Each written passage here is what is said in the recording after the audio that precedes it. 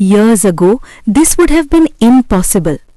2 weeks without rain would have meant 2 weeks without memory, 2 weeks without each other, 2 weeks of becoming strangers again. It would have broken everything. On the first dry morning, she woke slowly. He watched her from the kitchen doorway, trying not to make it obvious. She stretched, yawned, looked around the room, then smiled when she saw him. "Morning," she said, casually, like always, like nothing had ever been different. He exhaled. He hadn't realized he'd been holding his breath. Day 3. Still clear skies, still sunlight spilling through every window, still no rain. They went to a bookstore together, shared coffee, argued gently about which movie to watch. Normal things, small things, but to him, each one felt monumental because they were happening without permission. Day 6. He tested it, not intentionally, just instinct. He left for work without saying goodbye. Years of habit told him if something could disappear, don't assume it stays. When he returned home that evening, she was waiting by the door, arms crossed. "You forgot something," she said. "What?" "You always say goodbye, even when you're late." He froze. "You remembered that?" She frowned. "Of course I did. Why wouldn't I?" He didn't answer. He just stepped forward and hugged her harder than necessary. She laughed against his chest. "You're being weird lately," she said softly. "I'm just checking something," he replied. Day 9. The dreams returned, but not the old ones, not the fields, not the past lives, not the sorrow. Now she dreamt of the future. Simple things, growing older beside him, moving apartments, burning dinner together, laughing at nothing. Dreams with no symbolism, no mythology, just life. When she told him, he felt something inside finally loosen, because fate used to speak in riddles, now it spoke in ordinary days. Day 12. Still no rain. The air felt dry, almost fragile. They walked through the park at sunset, golden light stretching long shadows across the grass. Families packed up picnics, children chasing each other, dogs barking in the distance. The world looked unbearably alive. She stopped walking. "What if this is it?" she asked. He turned to her. "What if what is? What if this is the test?" He studied the sky. Empty, endless, clear. "You mean no rain at all?" She nodded. "No trigger, no magic, no protection, just us. If we can exist like this, maybe we don't need anything else anymore." He considered that. All this time, rain had been their bridge, then their shield, then their memory, and now nothing, just choice. Day 14, the last day of the forecast. Still clear, still silent, still permanent. They returned to the same street light where everything had begun, the place where the first drop had fallen years ago. They stood side by side, looking up. The sky held no promises, no threats, just space. "If it rains tomorrow," he said quietly, "I think I'll miss it." She smiled. "Me too. Is that strange?" "A little." They stood there a long time, not waiting, just remembering how they used to. That night, he woke suddenly. For a split second, panic surged through him. He didn't know why. Some old instinct screaming, "Check, make sure." He turned. She was there, asleep, breathing steadily. He watched her for a long moment. Then she spoke, eyes still closed. "You're doing it again." "Doing what?" "Checking if I'm real." He laughed softly. "Sorry." She opened her eyes. "You don't have to guard me anymore," she said. "I'm not going anywhere." "How do you know?" She reached for his hand and placed it over her heart. "Because this isn't weather anymore," she said. "It's a decision." The next morning the forecast changed. A small chance of rain, only 10%, barely worth mentioning.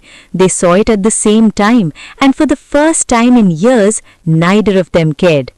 Later that afternoon, a few drops fell, light, unimportant, the kind most people didn't even notice. She felt one land on her hand. She looked at him. He looked back. They both smiled. No rush, no fear, no sudden flood of memory, because nothing needed unlocking, nothing needed returning. Everything was already there. The rain had once decided when they could love. Now it was just background noise, like it was always meant to be. They kept walking, side by side, not because the sky allowed it, not because fate demanded it, but because they chose to. And this time, nothing could take that away.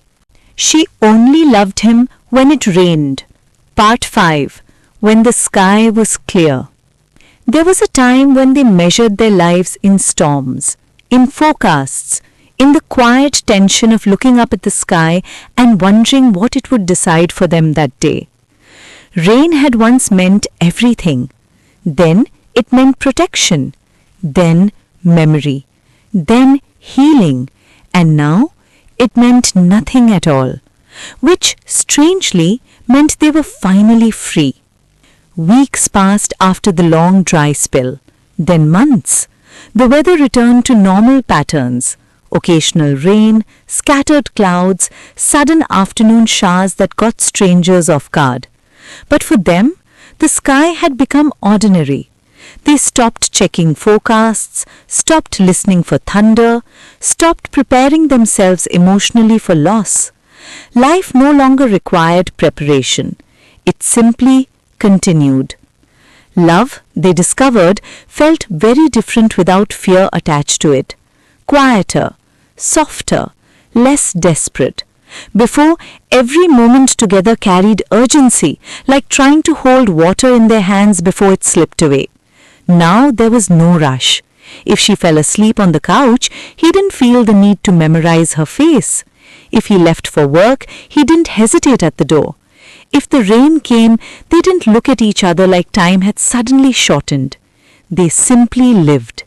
And somehow that felt more intimate than anything that had come before. One Sunday morning, sunlight poured through the curtains in long golden lines. The apartment smelled faintly like coffee and clean laundry. She stood in the kitchen, humming softly while cutting fruit. He watched her from the doorway.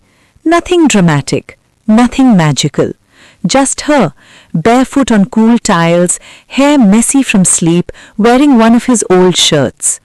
For a moment, he felt overwhelmed, not by fear, by calm. He crossed the room and wrapped his arms around her. She leaned back into him automatically. "Good morning," she said. "Morning. You're being quiet." "Just thinking." "About what?" He rested his chin on her shoulder. How strange it is that we fought so hard for something this simple. She smiled. Maybe simple things are the hardest to earn. They started collecting ordinary days. Not intentionally, it just happened. Grocery shopping together and arguing about brands, missing the bus and walking home in the heat, burning dinner and ordering takeout instead, falling asleep halfway through movies. Moments no one would write stories about. No one would call fate or destiny. But those moments felt heavier than all the storms they had survived, because nothing was threatening to take them away. Sometimes they still talked about the past, not with sadness, more like flipping through an old photo album. "Do you ever miss it?" he asked once, the rain meaning something special. She thought for a long time. "I miss who we were, but not what it cost." He nodded. That version of us was always running. "And this one?" She intertwined her fingers with his. "This one gets to stay."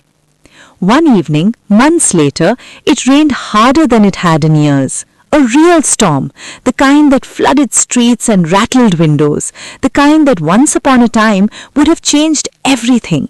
They sat by the window and watched it together. Cars hissed through puddles. Streetlights blurred into halos. Thunder rolled lazily overhead. She rested her head against his shoulder. "So dramatic," she said. He laughed softly. "Feels like the sky is trying too hard. Maybe it misses being important. Too bad. It's retired." She tilted her face up to him. "Do you remember the first time we met in the rain?" "Every detail." "I thought you looked lonely," she said. "I was." "And now?" He didn't answer right away because the answer felt too large for a single word. Instead, he kissed her hair gently and said, "Not anymore." Later that night, The power went out. The apartment fell into darkness, lit only by occasional flashes of lightning. Years ago, darkness would have scared her, would have reminded her of losing things she couldn't hold on to. Now it felt peaceful. They lit candles, sat on the floor, talked about nothing, childhood stories, bad jokes, plans they might or might not follow. At some point, she looked at him and said quietly, "You know what the strangest part is?" "What?" "If I had never forgotten you, we might not be here like this." He frowned slightly. "What do you mean?" "I mean, back then we loved each other like we were afraid of the world ending, like if we didn't hold tight enough, everything would disappear." She touched his hand gently. "But now I don't feel afraid, I just feel certain." He understood. Their old love had been intense, brilliant, almost painful. But this one was steady, like breathing, like gravity, something that didn't need to prove itself. Close to midnight, the rain slowed, then stopped. The clouds began to thin. Moonlight slipped through the window. They stepped onto the balcony together. The city smelled fresh and clean, washed of dust. Water dripped from rooftops in slow, patient rhythms. Above them, the sky cleared, wide, endless, empty. No signs, no warnings, no promises, just space. She squeezed his hand.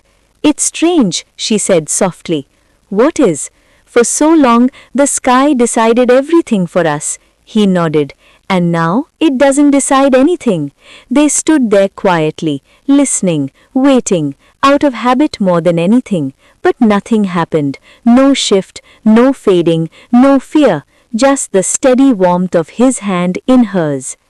He realized then that this was the final test. Not storms, not memory, not fate, just this, an ordinary night, a clear sky, and the simple truth that when he looked at her, she stayed. Years later, they would barely talk about the rain at all.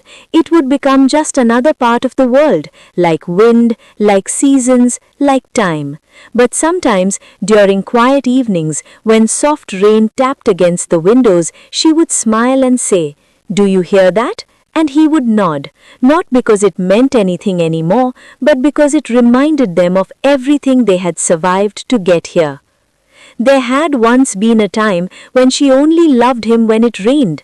Now she loved him when the sky was clear, when the sun rose, when the air was still, when nothing special happened at all, and that, more than anything, felt like forever. The end. And that's where their story rests, not with a storm, not with goodbye, but with a quiet sky and two hearts that finally stayed. Thank you for spending this time with me. If this story kept your company tonight or made you feel something soft and familiar, consider subscribing to The Velvet Story. There are many more worlds waiting for you here. You can like the video or share it with someone who needs a quiet story too. Until next time, sleep well, dream gently, and I'll see you in the next tale.